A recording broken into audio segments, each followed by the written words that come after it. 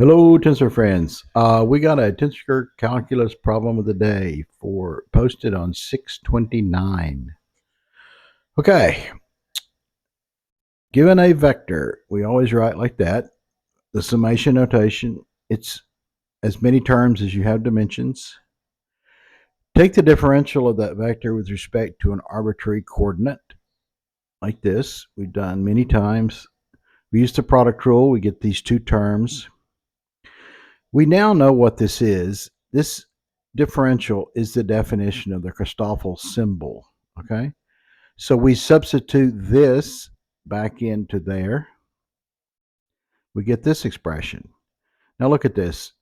These indices, I, K, these are dummy indices, summation indexes. We can name them anything we want as long as they're the same.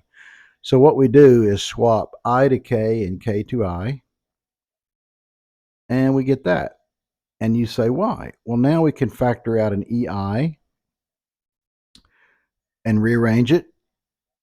And we get this expression in parentheses. This expression in parentheses is called the covariant derivative of a vector component. The covariant derivative of a vector component, okay? In Riemannian geometry, this covariant derivative is called the Levi-Civita connection, and the Christoffel symbols are called the connection coefficients. All right, rules for covariant differentiation.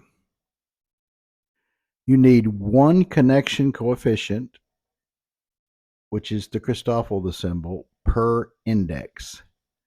The covariant derivative of a contravariant index gets a plus connection coefficient, a plus Christoffel symbol.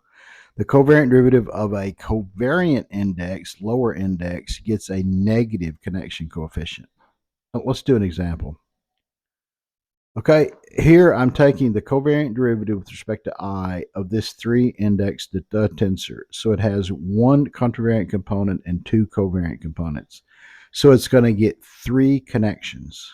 Okay, so I've got 3, and these are all free indexes. You see there's no repetitions here. So since I have 3 indexes on what I'm taking the differential of, I need 3 connections. So you always take the partial derivative with respect to whatever this coordinate is, in this case I. So we'll do this one first, the contravariant index, all right?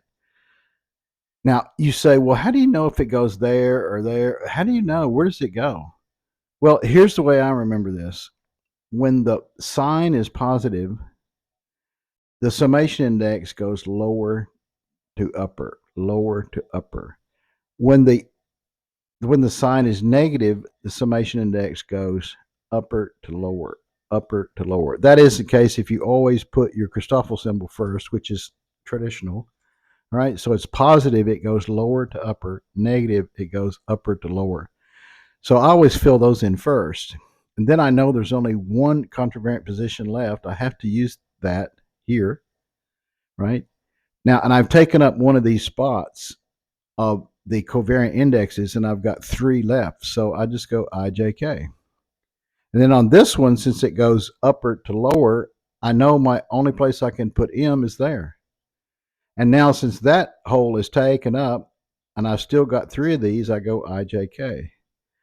And you can do these two in either order you want, but they have to be different, yes? Or it's the same thing. So in this case, I just pick I and K, and I'm left over with a J.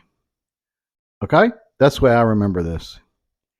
Now, given the above information and the definition of the metric tensor, you all know what that is by now, prove this. The covariant derivative of the metric tensor is equal to 0. This is part of the fundamental theorem of Riemannian geometry. Okay, I'll see you tomorrow.